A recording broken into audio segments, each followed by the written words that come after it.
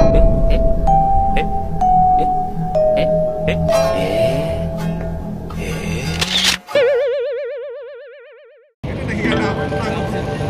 Marilaki, makakuha ka ng mga shots na ganito. Ganito. Kuha mo yan sa mga malaking pinapakilala. Pitikero. Alright.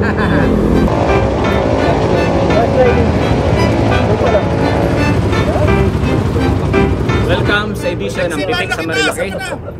Samahan nyo ako at isa-isahin nating kilalanin ang mga nagbibigay ng kulay dito sa biyahe sa Marilaki.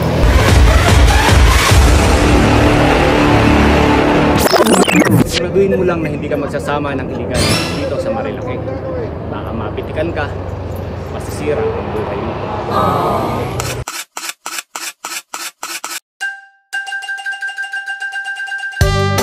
Hello everyone, so this is Motolex again. Today, andito ako sa Marilaki, sa may Palo Alto. Tama siya. So kasama ko si Sir Daryl para sa Pitik sa Marilaki Special Edition dahil siya yung unang-una kong nakakulab at may interview. So ano nga ba ang buhay ng isang pitikeros? Sir Daryl, no, pakilala ka na. Ako nga pa si Daryl, Lente ni Dada. Yung page ko, pangalan Lente ni Dada. Tapos namimili ako rito sa Palo Alto, Marilaki, ng 6 AM to 9 AM. Kasi nga may pasok ako ng 10 AM. So, every Sunday lang yan, boss? Yep. Every Sunday po. Kailan mo ba sinimulang gawin yung pagpitik dito sa Marilaki? Actually last year, siguro mga May. Gantong, so 1 year na pala ako ngayon. Oy, congratulations sir. Thank you. So yung pagpitik mo rito ba ano ba, nai-enjoy mo lang o source of income o talagang kasi naging parang ano mo na, no? Weekly habit mo na, no? Ano siya, hobby lang siya bago pumasok syempre. Ayun, dati cellphone lang gamit ko nung nakita ko yung mga shot ang gaganda. Nag-avail na. So ibig sabihin, nag-invest ka rin para sa pagpitik dito sa Marilaki. Yeah. So yung camera mo is bago mo lang bili. Last year. Last year. Pwede ko bang malaman kung magkano? Secret. Secret. Siyempre yung affordable lang, di ba? So yun, bali happy lang kasi ano yan dito sa Marilaki, kapag pumunta ka rito, siyempre mag-iiwan ka ng bakas ng memories, no? Dahil talagang marami yung namimitik dito. Yeah. So ibig sabihin ng namimitik yung kumukuha ng litrato. So ito yung mga tropang hindi natin kakilala pero di ba? Nagbibigay nakikita sa niyo atin yung memories. So pagka nandito kayo, ganda niyo na yung mga posts niyo. So yung mga pitikers ay isa sa nagbibigay ng kulay dito sa biyahe sa Marilaki. Pagka bumabiyahe kayo, syempre kami yung yung nagpapaganda ng biyahe nyo. Pag uwi nyo, makikita nyo yung mga pictures nyo. Di ba? Diba? So dito Sir Daryl, Lente ni Dada. So tayo ngayon nasa Palo Alto. Yeah. So maraming spot dito Hindi pa ako pamilyar kasi bihira lang. Marami rito. Ano ba yung mga spot dito sa Marilaki na talagang tinatambayan o pinagpwestuhan ng mga pitikeros? Meron dyan kila yung unang-unang makikita nyo dito, yung kila Kaega. Kaega Pares.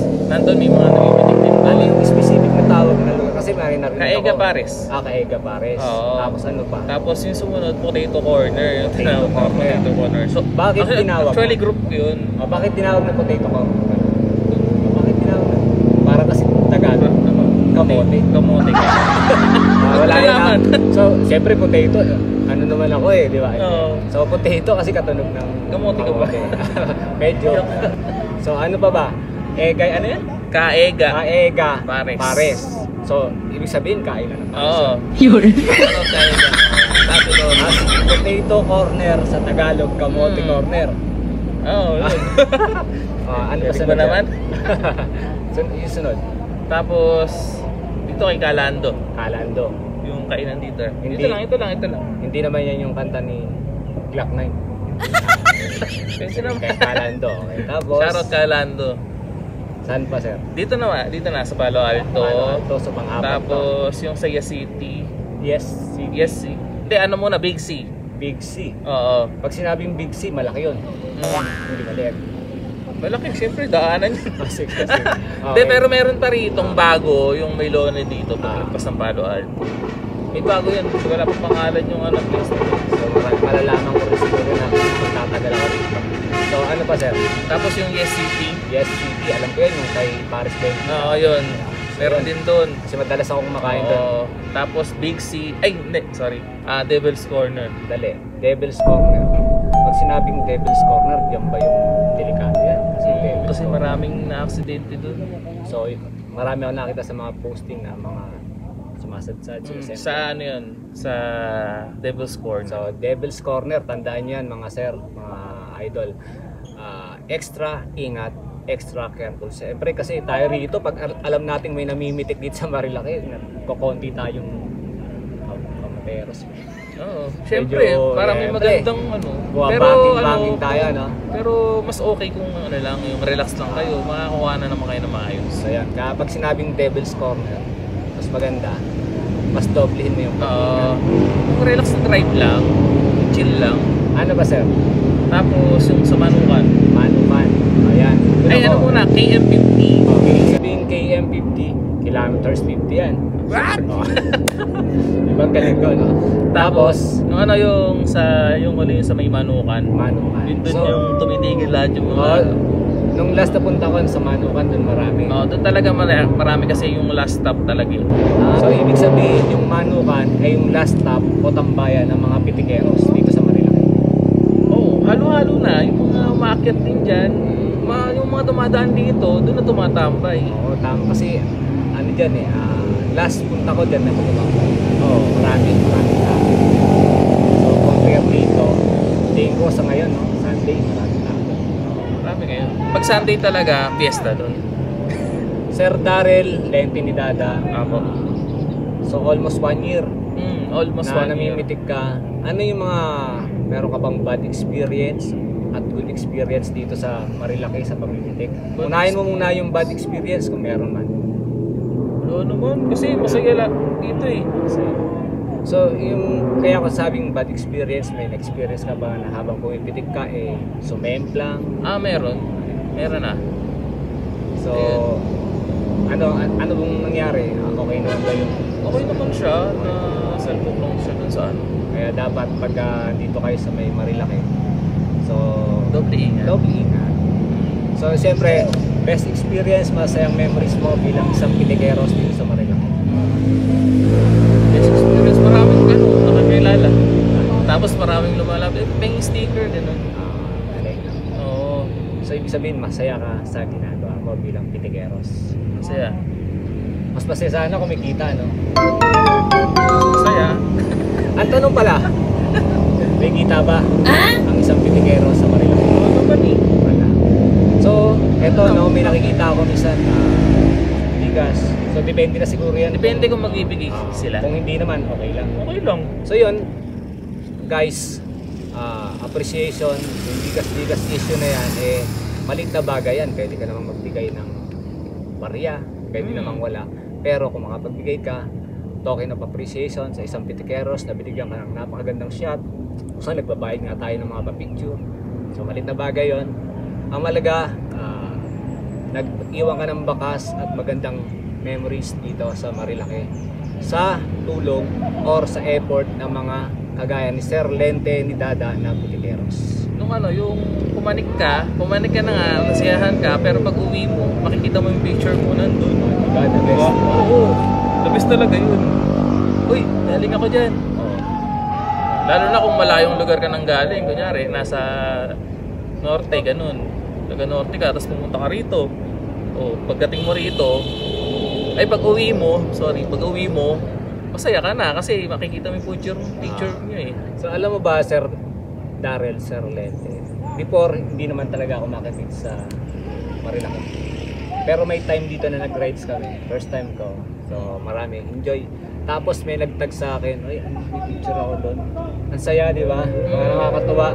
Kasi ako, more on, ako yung nagbibideo sa grupo habang may rides. Siyempre, hindi ko nakukuha yung sarili ko. Kaya ako happy dahil marami na rin ako nakuha pictures sa mga pitikeros dito sa Marilaki habang ako'y bumabiyahe dito. So napakasaya Then, siyempre, ganda. Pang di ba? ilang ano mo na ba? Memories. Pang ilang akit na rito? Pangatlo siguro. Ah, Pangapat pangatlo. ngayon. Pangapat. Ako marami. So yun. So yun, siyempre, no, si Sir Lente. Sir Lente ni Dada, hopefully, so maganda yung epekto din. Siyempre, yung tropa, isa-isay natin. So ginawa ko naman to for content and for promotion. Sa kagaya mo. So guys, Sir Lente ni Dada, follow nyo ang kanyang FB page. Follow na lang po.